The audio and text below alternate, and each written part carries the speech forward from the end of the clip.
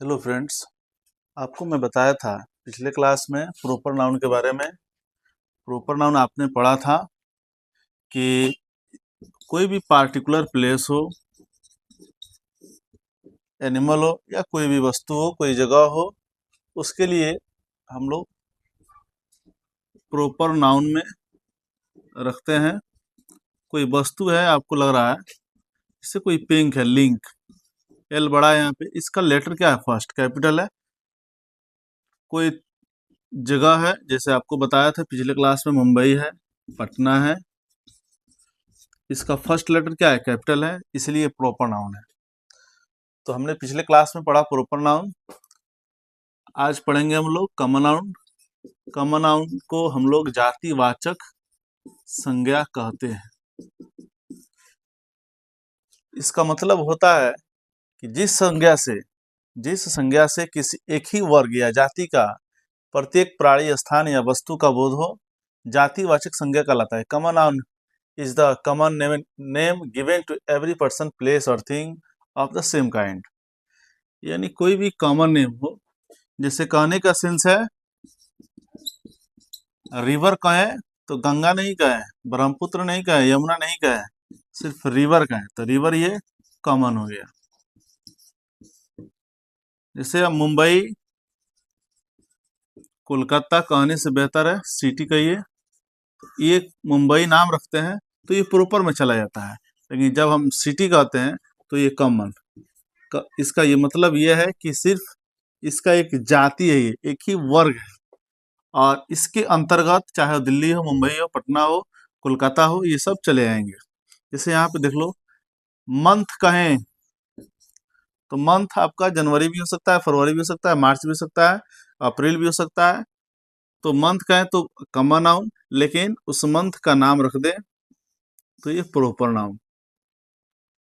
जैसे रिवर कहें तो कॉमन नाउन, लेकिन अगर उस रिवर का नाम रख दें तो ये प्रॉपर नाउन। यहाँ पे देख लें, बच्चे कहें तो ये कॉमन नाउन, लेकिन उस बच्चा का नाम रख दें रोहन तो ये क्या हो गया? आपका प्रॉपर नाउन। सीधी सी बात है। यहाँ पर सिटी कहें तो कॉमन नाउन, लेकिन अगर नाम रख दे जिस जिस सिटी में यह रहती है, अगर नाम रख दें जैसे पटना, तो ये हो गया प्रॉपर नाउन। तो ये रहा आपका कॉमन नाउन। उसके बाद आती है बात कलेक्टिव नाउन की। कलेक्टिव नाउन का मतलब होता है कलेक्ट, संग्रह करना,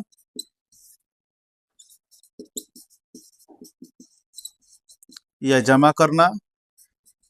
कलेक्टिव यानी ग्रुप, समूह। समूह का मतलब होता है लोगों का भी समूह हो सकता है, बच्चों का समूह हो सकता है, विद्यार्थियों का समूह हो सकता है, या वस्तुओं का समूह हो सकता है। इसे कहते हैं कलेक्टिव नाउन। जैसे the word which refers to a group of things और person is called collective noun. जिस शब्द से किसी व्यक्ति या वस्तु के समूह का बोध होता है, समूहवाचक संज्ञा कहते हैं। जैसे इसको समझने के लिए, विद्यार्थियों का समूह को क्या कहेंगे? बैच। डॉक्टरों का समूह या प्लेयर्स का समूह क्या होगा? इसको आप टीम बोल सकते हो। लोगों की भीड़, उसको क्राउड। यानी जितने भी वर्ड्स है, ये आपको सिर्फ दिखा रहा है ये एक भीड़ है, एक समूह है, एक ग्रुपिंग है।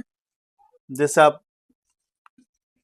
बंच ऑफ की कह सकते हो, बंच ऑफ ग्रेप्स कह सकते हो, या तो चाहो तो आप ए जूरी ऑफ जजेज, जूरी ऑफ जजेज। इस तरह बहुत सारे वर्ड्स हैं, आपको ये अगले क्लास में लिखाएंगे। सिर्फ आपको मैं इंट्रोड्यूस कर रहा हूँ। अब जैसे देखो, इसके बाद आपको पढ़ना है मैटेरियल नाउन। आपको बता दूं, इसका आपको नोट्स भी मिलेगा, मैं नोट्स भी बना रहा हूँ। जिन विद्यार्थियों को नोट्स चाहिए, उन नोट्स भी लेंगे अब हमारे माध्यम से। आपको पीडीएफ ऑनलाइन ही दिया जाएगा अभी। तो मैटेरियल नाउन का मतलब होता है द्रववाचक संज्ञा। द्रववाचक का मतलब होता है जिस संज्ञा से नापने तोलने का बोध हो। जैसे मेजर्ड, इसको नापा जाएगा या तौला जाए। वेटेड।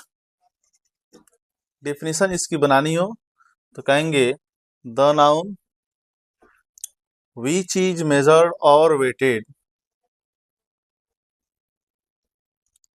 मेजर्ड और weighted is called material noun. जैसे आपका राइस हो सकता है, ऑयल हो सकता है, वाटर। इसमें खास बात यह है कि इसका कभी प्लूरल नहीं बनता है, यह हमेशा सिंगुलर में होता है और सिंगुलर में रहने के कारण यह सिंगुलर वर्ब लेता है। इसका मेन कंसेप्ट यही है, ये कभी भी प्लूरल में नहीं आएगा और यह सिंगुलर में हमेशा रहता है। जब सिंगुलर में रहेगा तो सिंगुलर वर्ब लेगा। अगर इसे गलती से प्लूरल आप बना दिए तो इसका जो अर्थ होता है, इसका मीनिंग जो होता है चेंज हो जाता है। जैसे वाटर मीन्स जल, वाटर्स कहेंगे तो आपका हो जाएगा समुद्र। जैसे आयरन कहेंगे, iron is the material noun, लेकिन जब इसे एस लगा देंगे इसमें तो इसका अर्थ बदल जाएगा, इसका मतलब होता है हथियार।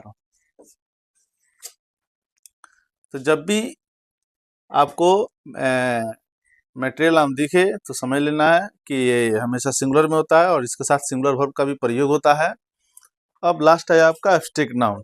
एब्स्ट्रैक्ट नाउन एक ऐसा नाउन है जिसे हम भावनाओं के आधार पर समझते हैं। The noun whose knowledge is got on the basis of feelings is called abstract noun. जिसे छुआ नहीं जा सके बल्कि सिर्फ एहसास किया जा सके। तो जैसे एब्स्ट्रैक्ट नाउन, इसको कहते ही हम भाववाचक, यानी सिर्फ भावनाओं के आधार पर इसको इंगित किया जाता है।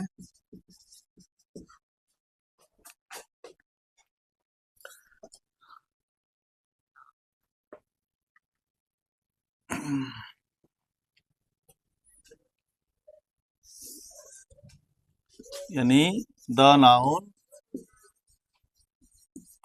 Whose knowledge is got on the basis of feelings is called abstract noun। वह संज्ञा जिसकी जानकारी हमें भावनाओं के आधार पर मिलती है एब्स्ट्रैक्ट नाउन कहलाता है। जैसे लव, प्रेम दिखता नहीं है कभी, इसे सिर्फ एहसास किया जाता है और ये जो एहसास होता है ज्यादातर ये किशोर अवस्था में होता है। तो ये दिखाई नहीं देता है, ये सिर्फ एहसास हम लोग करते हैं। जैसे एयर है, आप पोएट एक पोएम भी पढ़े होंगे, who has seen the wind neither I nor you. हवा को किसने देखा, न हमने न तुमने। तो किसी ने नहीं देखा। ऑनेस्टी आपको नहीं दिखेगी, आपको डिसऑनेस्टी नहीं दिखेगी।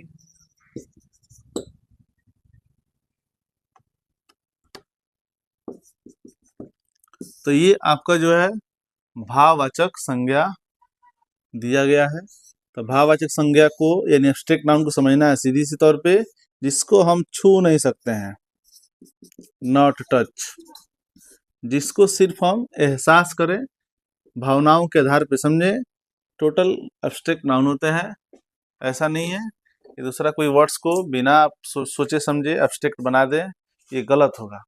तो जब भी इसका हम लोग कंसेप्ट देखेंगे तो कंसेप्ट में पाएंगे कि the noun whose knowledge is got on the basis of feelings is called abstract noun as love, God, air, honesty, dishonesty, childhood, etc. Thank you. आज का क्लास इतना ही तक। आगे फिर हम लोग नेक्स्ट वीडियो में देखेंगे कि नाउन से और भी जुड़ी कंसेप्ट, जैसे इसके रिलेटिव्स होते हैं नाउन्स के, केस, नंबर, जेंडर, आर्टिकल, ये भी हम लोग एक एक कर पढ़ेंगे। इसका सेट वोट बनवाया जाएगा, आपसे क्वेश्चन भी सॉल्व करवाएंगे। इंटर का जितना भी क्वेश्चन है आपको सॉल्व मिलेगा। कंपटीशन से भी जुड़ी हुई क्वेश्चन को आपको सॉल्व करवा के दिखाएंगे। आप लोग खुद सॉल्व कीजिएगा। इंग्लिश कोई भारी लैंग्वेज नहीं है, ये सिर्फ एक लैंग्वेज है, इसको आसान तरीके से समझना है और इसको हम लोग आगे वीडियो में अब देखेंगे। Thank you. जय हिंद, जय भारत।